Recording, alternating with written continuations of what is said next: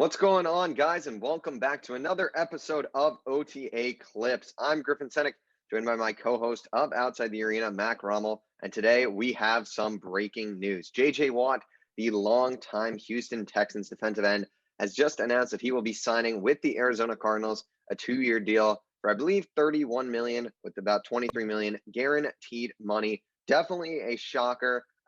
Folks around the NFL world are pretty surprised by this one. It seemed to be the Browns were in it, the Packers were in it, the Bills were in it, but ultimately the Cardinals end up getting him. So definitely a lot to dive into. So Mac, I'm going to start with you. Just first off, what are your thoughts of the move? Do you like it for J.J. Watt? Were you surprised by it? What do you think of the move as a whole? I mean, obviously, I was surprised, but I think a lot of people probably were. He wasn't, or the Cardinals wasn't a team that he was mentioning or a team that was being tossed around. It was always teams like the Browns, the Bills, the Steelers, and things like that. So going to the Cardinals, ultimately a surprise team, but right away, I think it makes a lot of sense for him. You're going and you're going to rush opposite of Chandler Jones, a guy who played only 5 games this season, but before that, he had, I believe, 3 or 4 straight 10-plus sack seasons.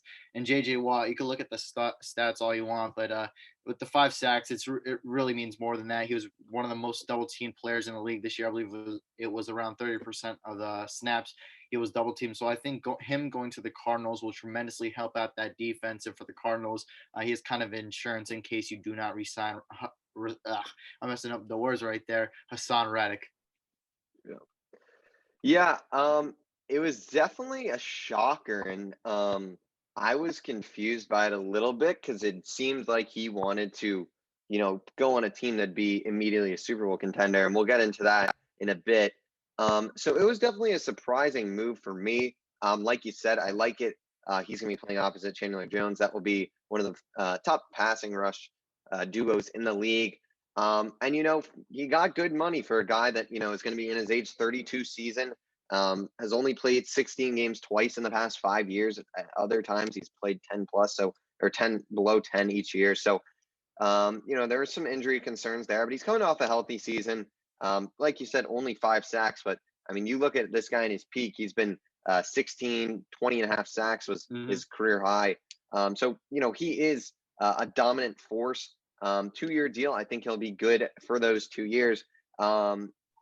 But the move itself was one that confused me. And I guess this will segue us into our next kind of topic. I'm still not sold on the Arizona Cardinals as a Super Bowl contender. I don't know. I just think this team still has a bunch of holes at tight ends. Is a huge one. I mean, Dan Arnold is their starting tight end right now on the depth chart. That needs to be addressed. The O-line as a whole really is just not too good. I mean, I think you could really replace all 5 of those guys. DJ Humphries is probably, and Justin Pugh are probably 2 of the better guys on that line. The D line, one of the edges, still is not the best, and D tackle or nose tackle, whatever you want to call it, I'm not sold on.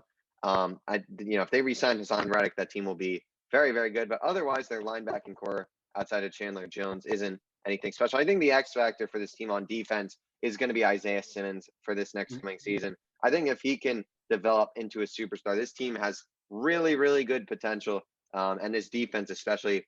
But they need him. They need someone in that middle of the field that is going to be all over the place, can play multiple positions, and he can do that. He did that in college for Clemson. He just was misused last year. So we'll see what happens with him this year. How are they going to use him? How are they going to play him? We know the talent and the skill is there. So we'll see what happens. I still would like them to address cornerback a little bit. I think, you got Patrick Peterson, but he's getting old. Guys are getting old there. Budda Baker obviously is a superstar in that secondary. But, a good move. I think we'll touch on it in a bit on where they are on in the NFC West. But as a whole for this team, Super Bowl contenders, I'm not sure I'd put them there quite yet, but definitely a step in the right direction for the Arizona Cardinals. Yeah, offensively, I think they're almost there, and they need a few pieces on the offensive line, as you said. They have some guys on there, but it's really as a whole, they're having some trouble to protect Kyler Murray, and then at tight end, obviously, I guess most guys probably wouldn't know who their tight end even is. So you're gonna have to address the offensive line and tight end, obviously. Defensively, there you go. You get JJ Watt, and imagine if you get Hassan Reddick back, that would be a ferocious pass rush that this team has. And I love that the Isaiah Simmons point that you made is they drafted him high, and this was a guy who on most people's draft boards was top 5, top 3 even on a lot of people defensively. He seemed like he was going to be a superstar, and we know he's supposed to develop into a superstar. Last year he was obviously misused. So hopefully if they can bring his talents out and use him as he was used in Clemson, as you said, at safety, rushing the passer, and then just ranging around and doing his thing at linebacker, they would be having a superstar that will help on all levels of that defense. And then also at the cornerback position, they could use some upgrades there. But I think this year in the draft, they should be able to address that need and fill that need ultimately. Yeah, I mean the draft is deep in some of their positions at tackle specifically. Obviously, if you haven't checked out our mock draft 1.0 that we did on the main channel, go check that out at Outside the Arena. That'll be in the link in the bio. But 3 top tackles, neither of us had them falling towards the Arizona Cardinals first round pick. Those would be obviously Penny Sewell, Rashawn Slater, and goodness gracious, Christian Darrisaw. But there's still other tackles there. I was talking to my friend today, and there's other guys to get there. You got the guy out of North Dakota State, like Raduns or whatever his name is. You've got Walker Little. I mean, there's a bunch of guys you can name. So there's going to be depth in this draft, especially a cornerback too, for this team to upgrade their positions. So I don't know how much cap they have. I believe they have some, but this is likely going to be their biggest move in free agency. But with that, I want to flip it to you now and talk about the NFC West, because all of a sudden this division, arguably the best on paper, every team in this division truly can compete. I mean, obviously the 49ers had it down here, but they're going to be getting some key guys back like a Nick Bosa. The defense as a whole was hurt. George Kittle will be healthy again. So, I mean, Mac, in terms of the NFC West, you've now got Matt Stafford in the Rams. You got Russell Wilson, obviously, in the Seahawks. Now this ferocious Cardinals team with a strong defense, and obviously the Niners who were in the Super Bowl recently. Who do you like most at it in this division, and where do you rank the Cardinals in the NFC West right now? It's really hard, and I feel all 4 of these teams are super close to each other. The Seahawks, Russell Wilson, they made the playoffs this year. 2 years ago, the 49ers made the Super Bowl, battled injuries this year, and that's the reason they didn't do so hot. The Rams, they made the playoffs this year. They even beat the Seahawks in the playoffs, and now they got an elite quarterback at that position who a lot of people thought right away this team is a Super Bowl contender. And then the Arizona Cardinals, who coming into this year, a lot of people had as a sleeper team to make the Super Bowl. So it's really going to be hard to rank all these teams. I still think Seattle will be on top if they could retain Russell Wilson, but the Rams easily could put up a fight for that number 1 spot. But I could see this going anyway. But if I'm being honest right now, the Cardinals, they have too many holes compared to the other teams in the division. I think I'd have them last in the division, but it's still obviously a very great team. I think they're still going to come out with a positive record this year. I just think the holes that they have are much more, and they have a lot more holes than some of the other teams in this division. It's funny because if you throw the Cardinals in the NFC East, they're winning that division, and probably no one's going to be contesting your opinion on that. For me, I think the Rams are the team to beat in this division. I really like the Rams roster. I mean, that defense is so good. They obviously have their 2 superstars in Aaron Donald and Jalen Ramsey, but they've also got a lot of other guys on that team like Leonard Floyd, John Johnson. They drafted Jordan Fuller out of Ohio State. He had some nice plays this year for them. They've got a bunch of good safeties as well, and a solid linebacking core as well.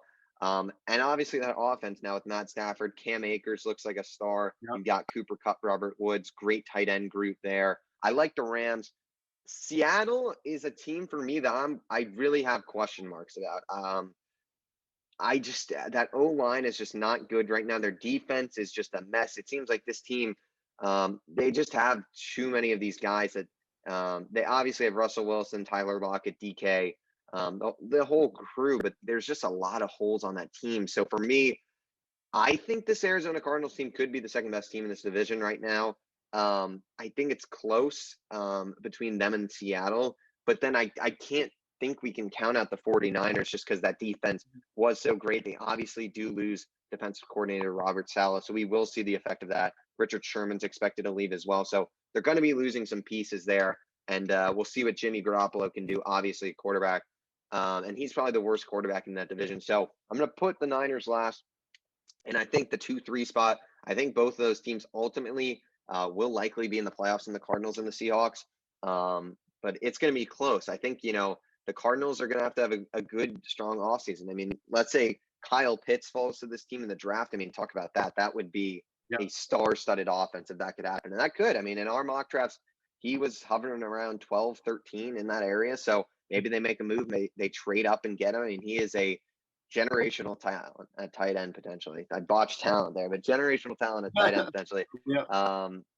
we'll see. I mean, it'll be interesting to see, but yeah, that's probably how I rank it in the NFC West right now.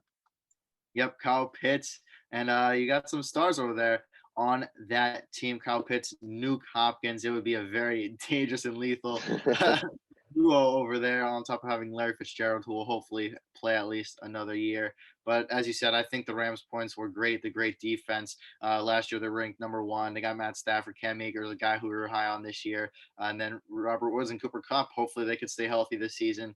So a lot of good talent here. And I think if the 49ers, and I think they will address it, if they get their quarterback position figured out, I think they're a team that could put up a fight for the 1 or 2 spot in this division. But right now, with Jimmy G there, I'm keeping them at the 3 or 4 spot. Before we wrap this one up, playing hypothetical, if the San Francisco 49ers acquired Deshaun Watson, and they really just gave up draft picks, maybe they give up, I don't know, maybe a young receiver or something like that. I don't know what they would have to give in. Where would you rank the 49ers in the division? 49ers with Deshaun Watson. Honestly, that defense, how great it was. You're going to be losing Richard Sherman, Robert Saleh, but I don't think they would have too much of a drop off because of the amount of talent they have offensively. George Kittle, I mean, that's kind of a weapon like Nuke Hopkins in when he was with the Texans. So I'd honestly put them around. I'd probably keep them at the 2 spot to be safe, but I think the Rams and the Seahawks are going to be battling for that number 1 spot. Interesting. Yeah. If I had to say, I would. I mean, that makes it really interesting, that division. If they get Deshaun Watson, I mean, it would depend what they would do at the rest of the offseason. I mean, they've got great wide receivers there, and Deebo Samuel and Brandon Ayuk. I think those guys are super underrated, especially with George Kittle there. Raheem Mostert in the running back room.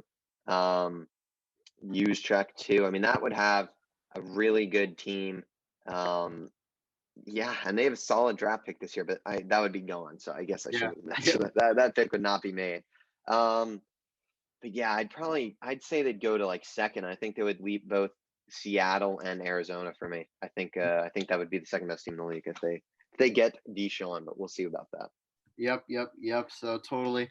And is there anything else that you have that you want to bring up on the Arizona Cardinals team right now?